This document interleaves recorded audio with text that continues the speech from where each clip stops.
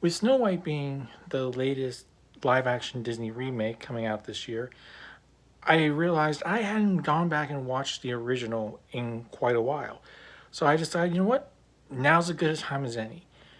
And I have to say, it still holds up to this day. I mean, the hand drawn animation still looks great. It's still scary.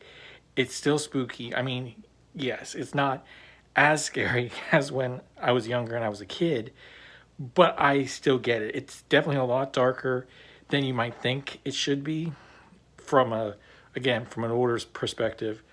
The big thing for me that I really picked up on was I forgot how much just music there was. The music to help with telling the story of what was going on, with especially the animals. And it's interesting because since this was the first fully animated feature, it was they were doing all these merry melodies beforehand. So that definitely carried over into here. And we always talk about voice actors for these Disney movies. And you're going to be in one of these, you're going to be remembered, whether for good or bad.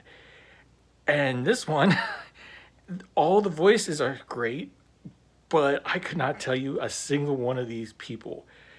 And I feel like that's kind of a shame that we don't remember. I know some people do, but I don't, who voiced these beloved original characters. And I forgot also about how much really, if you want to talk about who really changes in this movie, it's not the evil queen, because she's always evil.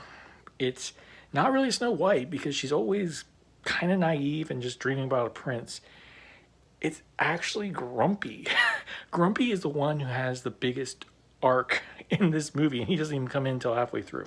You know, goes from being grumpy to loving and enjoying having Snow White around. He cares for her by the end of it. He's the one leading the charge against the queen at the end. And the music, I think, is really well spread out. There's not like a clump of songs here, a clump of songs here, and a clump of songs here. It's spread out so that it doesn't feel like, okay, we haven't had a music number in a while. And they still hold up. They're still great to sing. I had so much fun with them.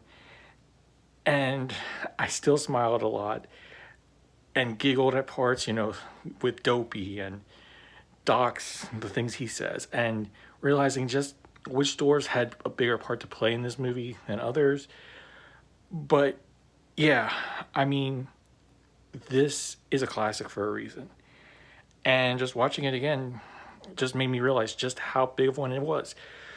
So I don't know if the live action is going to live up to this or not, but I love this movie.